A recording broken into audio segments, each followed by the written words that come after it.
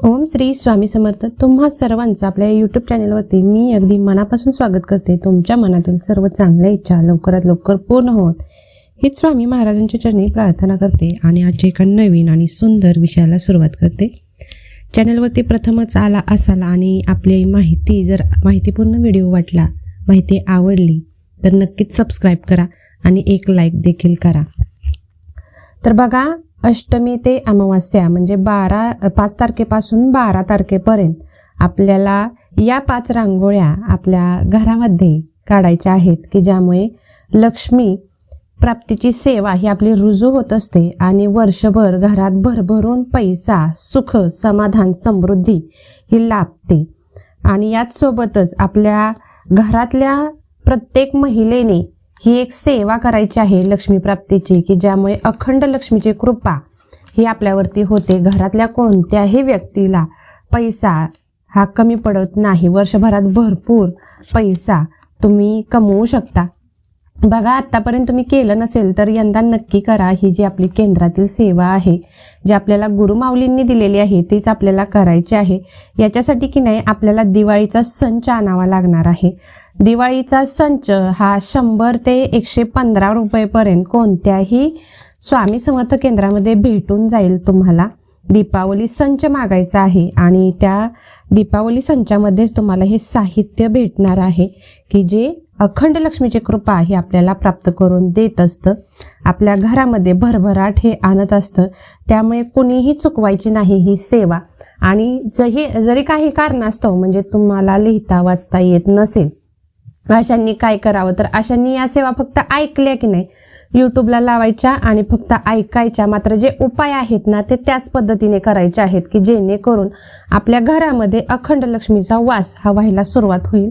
आपल्या मुलाबाळांची प्रगती व्हायला सुरुवात होईल, घराची प्रगती होईल, तुमची स्वतःची आध्यात्मिक प्रगती व्हायला सुरुवात होते या सेवेमुळे. आणि रोजच्या रोज बिना विसरता या ज्या 5 रांगोळ्या आहेत त्या काढायच्या आहेत. अखंड लक्ष्मीची कृपा प्राप्त करून देणाऱ्या या रांगोळ्या आहेत की ज्या आपल्याला फक्त दिवाळीमध्येच काढायच्या असतात आणि भरभरून आपल्याला लक्ष्मी आणि विष्णू हे आशीर्वाद देऊन जातात. तर पहिलं तर बघा काय करायचं आहे, 5 तारखेपासून ते 12 तारखेपर्यंत लक्षात ठेवा. 5 तारखेपासून तुम्हाला 12 तारखेपर्यंत 5 नोव्हेंबरपासून 12 नोव्हेंबरपर्यंत आपल्याला ही सेवा करायची आहे लक्ष्मी प्राप्तीसाठी.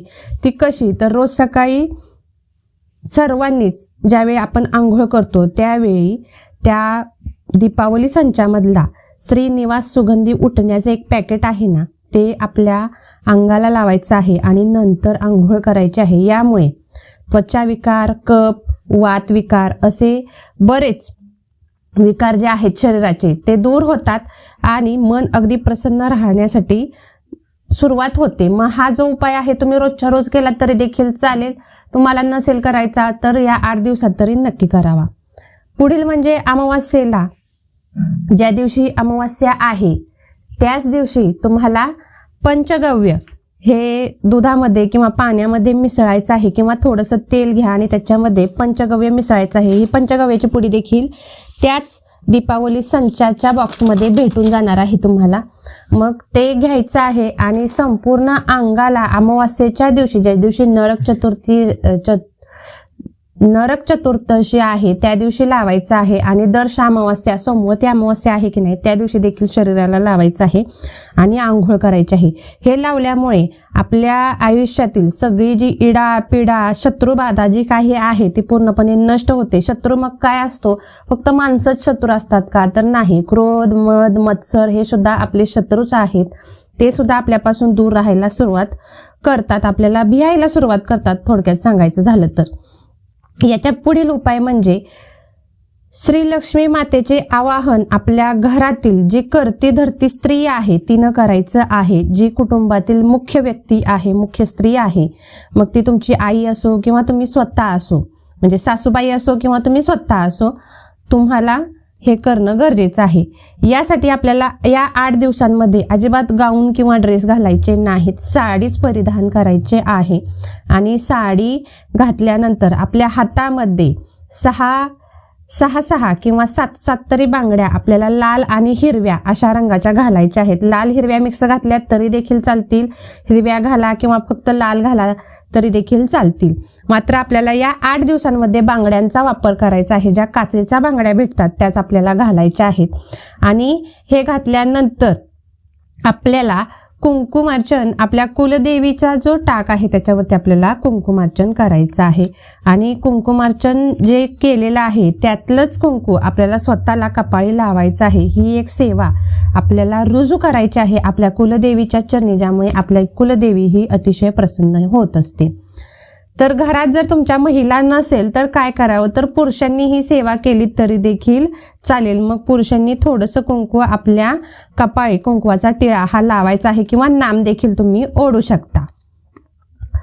पुढील सेवा म्हणजे कुंकुमार्चन. हे 5 तारखेपासून सुरू करायचं आहे. 12 तारखेपर्यंत हे कुंकुमार्चन आपल्याला करायचं आहे. यासाठी एक ताम्हण घ्यायचं आहे तांब्याचं आणि त्यामध्ये आपल्याला कुलदेवीचा टाक ठेवायचा आहे आणि आपल्या 5 बोटांनी, उजव्या हाताच्या 5 बोटांनी कुंकुमार्चन करायचं आहे. आणि हे जे कुंकुमार्चन करत असतो त्यावेळी आपल्याला नवार्णव मंत्र म्हणायचा आहे. नवार्णव मंत्र म्हणत म्हणत आपल्याला आई भगवतीच्या चरणी, तिच्या अंगावरती कुंकू हे अर्पण करायचं असतं. आता कुंकुमार्चन कसं करतं हे सर्वांना माहीत असेल. ज्यांना माहीत नसेल त्यांनी यूट्यूबवरती सर्च करा, तुम्हाला ते देखील व्हिडिओ भेटून जातील. आता सगळ्यात महत्त्वाचं म्हणजे 5 रांगोळ्या ज्या आपल्याला लक्ष्मी प्राप्ती करून देत असतात या कोणत्या, तर पहिली तर गायत्री पद्म, गायत्री पद्माची रांगोळी काढायची आहे.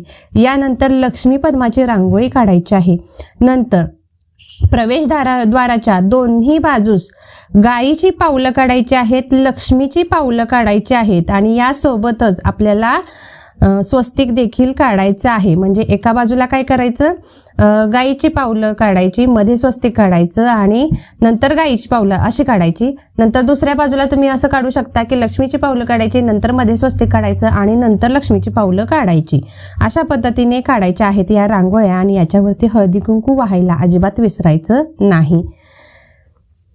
हे झाल्यानंतर सायंकाळी तुळशीचं ज्यावेळी आपण पूजन करतो त्यावेळी, तुळशी पूजन झाल्यानंतर म्हणजे तुळशीजवळ दिवाबत्ती झाल्यानंतर आपल्याला देवासमोर देखील एक गाईच्या शुद्ध तुपाचा दिवा लावायचा आहे. आणि जे आपला दीपवाली संच आहे, दिवाळी संच जो आपल्याला भेटलेला आहे, म्हणजे आपण जो केंद्रातून खरेदी केलेला आहे त्याच्यामध्ये सद्गुरू दशांश धूप हा भेटतो, तर तो धूप नंतर लावायचा आहे. यामुळे वातावरणातील सगळी जी नकारात्मकता आहे ती पूर्णपणे निघून जाते. वातावरणामध्ये सकारात्मकता नांदायला सुरुवात होते, घरामध्ये चांगल्या गोष्टी घडायला सुरुवात होतील. 7 नंबरला काय करायचं आहे, तर सायंकाळी घरात जप, ध्यान, आध्यात्मिक आणि सात्विक वातावरण ठेवण्याचा प्रयत्न करायचा आहे. रोज संध्याकाळी टीव्ही पूर्णपणे बंद ठेवायचे आहे. एवढ्या 8 दिवसामध्ये 4 वाजल्यापासून रात्री 9 वाजेपर्यंत, म्हणजे दुपारी 4 वाजल्यापासून रात्री 9 वाजेपर्यंत आपली टीव्ही ही पूर्णपणे बंद ठेवायची आहे. नंतर तुम्ही पाहू शकता. नंतर अष्टमी ते अमावास्या घरात साधं जे गोमूत्र असतं त्याची बाटली देखील, ती बॉटल सुद्धा आपल्याला याच दीपावली संचामध्ये भेटत असते. तर ते गोमूत्र संपूर्ण घरभर शिंपडायचं आहे.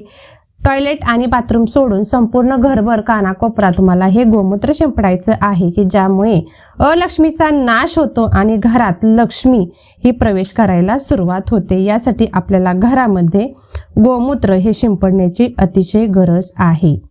तसेच अलक्ष्मीचा पूर्णपणे नायनाट व्हावा, घरामध्ये लक्ष्मीचा प्रवेश व्हावा, याच्यासाठी आपल्याला केंद्रातून एक विभूती दिली जाते, ती देखील आपल्याला याच दीपावली संचामध्ये भेटून जाते. विभूतीची रक्षाची एक पुडी आहे आणि त्याच सोबत पिवळ्या मोहऱ्या सुद्धा भेटते. पिवळ्या मोहरीचं सुद्धा एक पॅकेट आहे. तर ही मोहरी आणि ही जी विभूती आहे ज्याला आपण रक्षा म्हणतो ती एकत्रित करायची आहे थोडीशी आणि हातामध्ये घ्यायची. हातामध्ये घेतल्यानंतर वल्गा सुक्त जे आपल्या नित्यसेवा या ग्रंथामध्ये आहे, कालभैरव अष्टक देखील नित्यसेवा या ग्रंथामध्ये आहे, ह्या दोन्ही सेवा 11 वेळा म्हणायच्या आहेत. म्हणजे हातामध्ये ते घ्यायचं पिवळ्या मोहरी आणि विभूती आणि 11 वेळा आपल्याला कालभैरव अष्टक आणि वल्गा सुक्त म्हणायचं आहे. हे म्हणून झाल्यानंतर श्री स्वामी समर्थ या मंत्राची रोजच्या रोज एक माळ करायची आहे. म्हणजे एक माळ जप करायचा आहे आणि नंतर जे हे तुम्ही हातात साहित्य घेतलेलं आहे, विभूती विभूती आणि पिवळी मोहरी जी हातात घेतलेली आहे ती तुम्हाला घराच्या बाहेर घेऊन जायचं आणि संपूर्ण तुमच्या घराच्या चौफेर बाजूला टाकायची आहे. चारही बाजूला तुम्हाला बाहेरून आपल्या घराच्या भोवती टाकायचं आहे. यामुळे घराचं संरक्षण व्हायला सुरुवात होतं.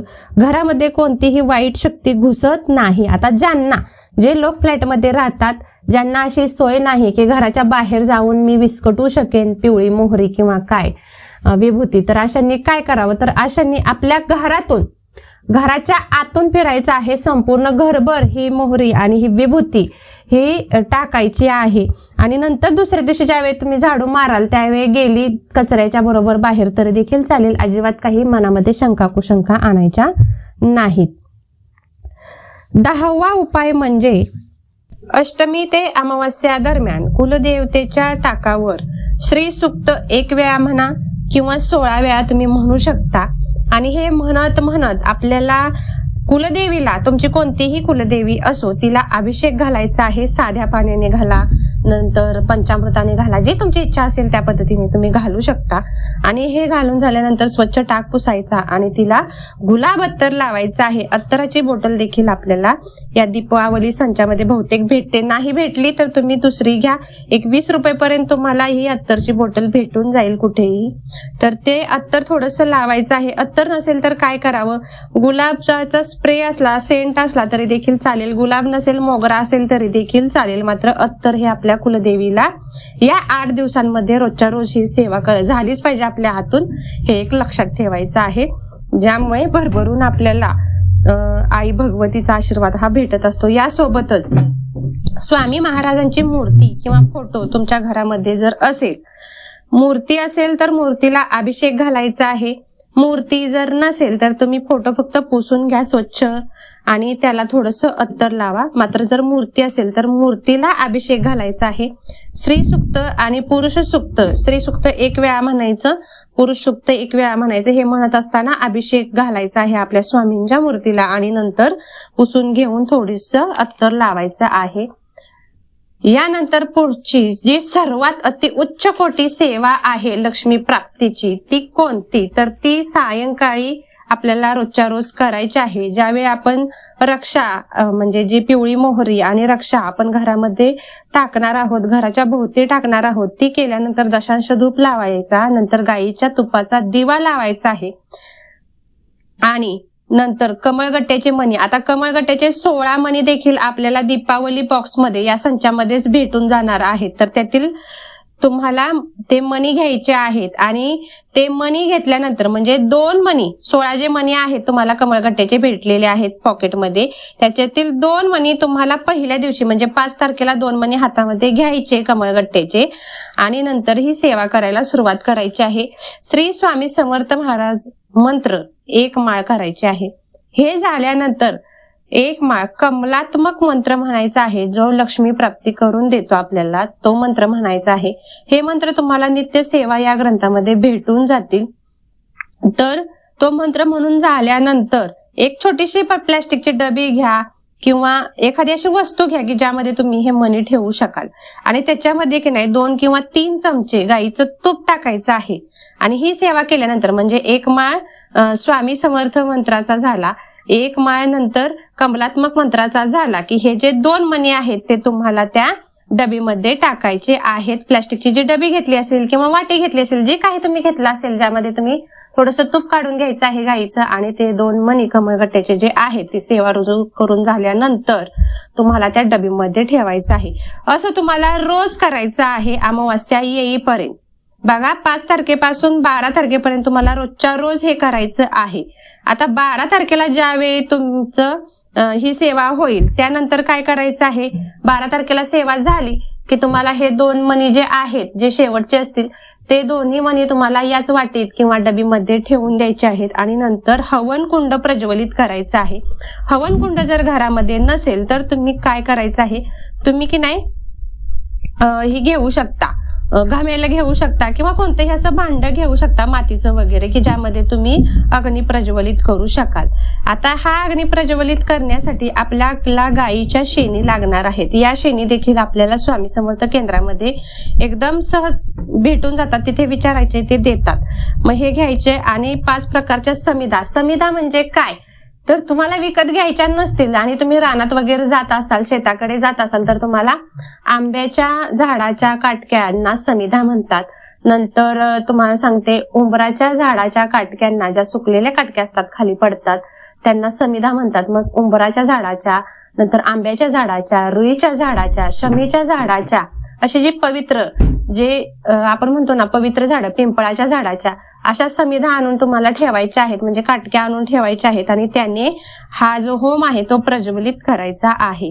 आता हा होम प्रज्वलित करून झाल्यानंतर तुम्हाला जो अग्नी, म्हणजे ज्यावेळी आपण अग्नी प्रज्वलित करणार का नाही, त्यावेळी काडी ओढायची नाही. जे तुमचा दिवा तुम्ही लावलेला असेल तुमच्या देवघरामध्ये, त्याच दिव्याने प्रज्वलित करायचा आहे हा होम. अजिबात काडी ओढायची नाही, दिव्यानेच प्रज्वलित करून घ्या होम. आता प्रज्वलित करण्यासाठी तुम्ही 1-2 कापूर देखील त्याच्यामध्ये टाकू शकता. कापूर प्रज्वलित करून घ्यायचा आणि जो तुम्ही होम तयार केलेला आहे त्यामध्ये टाकून द्यायचा आहे. होम हा व्यवस्थित प्रज्वलित होतो. नंतर देवघरातील दिव्यामधली ज्योत तुम्हाला यामध्ये घालायची आहे, काडी ओढायची नाही. आणि यानंतर तुम्हाला जे तुम्ही मणी ठेवलेले आहेत की नाही, ते मणी सगळेच्या सगळे, म्हणजे तशीच डबी हातामध्ये घ्या. तुपात जे तुम्ही मणी भिजत घातलेले आहेत तशीच डबी किंवा वाटी हातामध्ये घ्या. हातामध्ये घेतल्यानंतर 11 वेळा पुन्हा एकदा आपल्याला श्री स्वामी समर्थ मंत्राचा जप करायचा आहे. यानंतर 24 वेळा गायत्री मंत्र म्हणायचा आहे. 16 वेळा नवार्णव मंत्र म्हणायचा आहे. आणि नंतर आपल्याला हे मंत्र म्हणून झाल्यानंतर तुम्हाला गायीच्या तुपाने स्वाहाकार करायचा आहे. तोपर्यंत तुम्ही जे डबीत 16 मणी ठेवलेले आहेत ते तसेच तुपात भिजत ठेवावे आहे. आणि नंतर ही सेवा ज्यावेळी होईल त्यावेळी सेवा पूर्ण झाल्यानंतर बघा, 1 मणी हातात घ्यायचा, कमलात्मक मंत्र म्हणायचा. बघा, 1 मणी त्याच्यातला उचलायचा, त्या डबीमधला कमलात्मक मंत्र म्हणायचा आणि तो मणी अग्नीमध्ये टाकायचा आहे. अशा प्रकारे तुम्हाला जे 16 मणी आहेत ते 16 वेळा अग्नीमध्ये टाकायचे आहेत. आता हे झाल्यानंतर तुम्हाला याच्यापेक्षा जास्त जर इफेक्ट हवा असेल तर तुम्हाला काय करायचं आहे, बासमती तांदळाची एकदम थोडीशी खीर बनवायची आहे. आणि नंतर ही जी खीर आहे त्या खिरीची सुद्धा आहुती तुम्हाला 5 वेळा या होमामध्ये द्यायची आहे. यामुळे आर्थिक स्थिरता आणि स्थैर्यता आणि मानसिक शांतता, आध्यात्मिक उन्नती ही व्हायला सुरुवात होते.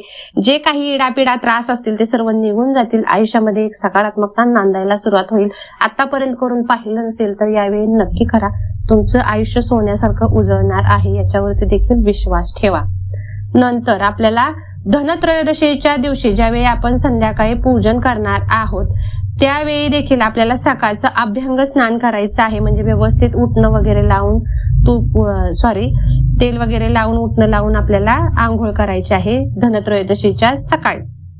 आणि त्याच दिवशी संध्याकाळी आपल्याला यमदीपदान करायचं आहे. यमासाठी दिवा लावायचा आहे. आता तो कसा लावायचा तो पुढील व्हिडिओमध्ये मी तुम्हाला सांगेनच. यानंतर आपल्याला जी नरक चतुर्दशी आहे त्या दिवशी आपल्याला ज्यावेळी आपलं अभ्यंग स्नान होईल, म्हणजे 12 तारखेला अभ्यंग स्नान झाल्यानंतर 1 माळ आपल्याला श्री स्वामी समर्थ या मंत्राची करायची आहे. आणि 16 वेळा श्री विष्णू गायत्री मंत्र याचा जप करायचा आहे. आणि लक्ष्मी नरसिंह जे स्तोत्र आहे, लक्ष्मी नरसिंह स्तोत्र, हे देखील 1 वेळा वाचायचं आहे. यामुळे लक्ष्मी आपल्या घरामध्ये येते आणि आलेली लक्ष्मी स्थिर देखील राहायला सुरुवात ही होत असते. हे झाल्यानंतर पुढील सेवा अशी आहे की लक्ष्मी पूजनाच्या दिवशीच, म्हणजे 12 तारखेला आपल्याला लक्ष्मी पूजनची वेळ जी आहे 5:59 जी वेळ आहे, त्यावेळी आपल्याला ज्याप्रमाणे आपल्या स्वामी समर्थ केंद्रानुसार लक्ष्मीपूजनाची मांडणी आहे तशी आपल्याला करायची आहे. ती कशी करावी हे देखील मी पुढच्या व्हिडिओमध्ये तुम्हाला सांगेन. आणि या दिवशी ज्यावेळी आपण लक्ष्मीपूजन करतो त्यावेळेस अजिबात फटाके मुलांना वाजवून देऊ नका, ज्यामुळे एकतर पर्यावरण दूषित होतं आणि आलेली लक्ष्मी कर्कश आवाजामुळे निघून जाते. यासाठी आपल्याला ही एक चूक अजिबात करायची नाही. तसेच बलिप्रतिपदा ही की नाही ज्या दिवशी आहे 14 नोव्हेंबरला आहे आणि मग 14 नोव्हेंबरला आपल्याला अजिबात म्हणजे ही सेवा चुकवायचीच नाही. यामुळे आपलं आरोग्य ठणठणीत राहतं. पती आणि पत्नीमध्ये प्रेम आणि एकोपा राहायला सुरुवात होतो. यासाठी ही सेवा अजिबात चुकवायची नाही. तर काय करायचं आहे, अभ्यंग स्नान आपलं झाल्यानंतर तुम्ही हनुमत बिसा चा एक पाठ करायचा आहे आणि राम रक्षा एकदा म्हणायची आहे. एवढीच सेवा करायची आहे. ही सेवा करत असताना तुम्ही पाणी अभिमंत्रित करण्यासाठी ठेवलं तरी देखील चालेल आणि ते पाणी नंतर तुमच्या कुटुंबातील प्रत्येक व्यक्तीस तुम्ही देऊ शकता. आणि या दिवशी पत्नीने पतीला ओवाळायला अजिबात विसरायचं नाही. कसलीही तुमची गडबड असू द्या, सकाळ संध्याकाळ ज्यावेळी वेळ मिळेल त्यावेळी तुम्हाला पतीचं औक्षण करायचं आहे. नंतर भाऊबीज ही 15 तारखेला आहे, 15 नोव्हेंबरला आहे आणि या दिवशी आपल्याला अभ्यंग स्नान करून झाल्यानंतर भाऊ कुठेही असू द्यात, तुम्हाला भावाचं औक्षण करायचंच आहे. भाऊ जर लांब असेल तर तुम्हाला भावाचा फोटो घ्यायचा आहे आणि भावाच्या फोटोला औक्षण करा, त्याला ओवाळा, ज्यामुळे त्याच्या आयुष्यात आणि तुमच्या आयुष्यात लक्ष्मी स्थिर राहण्यासाठी मदत व्हायला सुरुवात होते. तसेच घरात सुख समृद्धी का नसते याची देखील कारणे जाणून घ्या. एकतर पितृदोष किंवा वास्तुदोष तुमच्या घरामध्ये असू शकतो. कुटुंबातील कुलदेवी जी आहे तिची साथ तुम्हाला नसल्यामुळे देखील असं होऊ शकतं. यासाठीच आपल्याला ह्या सेवा करायच्या आहेत की ज्यामुळे आपल्याला कुलदेवीची साथ भेटेल आणि पितृ आपले तृप्त होतील. वास्तुदोष हा पूर्णपणे नाहीसा होईल. याशिवाय भ्रष्टाचाराने ज्याच्या घरात पैसा येतो त्याच्या घरात देखील भ्रष्टाचाराने पैसा कमवणे म्हणजे अलक्ष्मीचंच एक रूप आहे. घरामध्ये सतत भांडणे यामुळेच होत असतात की ज्या घरामध्ये अनैतिकरित्या पैसा येतो ना त्या घरामध्ये सतत भांडणेही होत असतात. घरातल्या मुलांवरती संस्कार होणं हे अतिशय गरजेचं आहे. त्यासाठी आपल्याला वेळोवेळी मुलं ही आपली केंद्रामध्ये घेऊन जाणं देखील गरजेचं आहे. आपल्या प्रत्येक शनिवारी आपल्या घराची साफसफाई ही झालीच पाहिजे आणि प्रत्येक मंगळवारी आपल्या हाताची पायाची नखे हे काढून आपण टाकलीच पाहिजेत. यामुळे अलक्ष्मी ही निवारण होते, म्हणजे अलक्ष्मी कायमची घरातून निघून जाते आणि घरामध्ये अतिशय शांतता स्थिरता ही निर्माण ही होत असते. ती काढायचा आहे. तर या सेवा नक्की करा. आयुष्यामध्ये खरंच लक्ष्मी नांदायला सुरुवात होईल. धन्यवाद. श्री स्वामी समर्थ.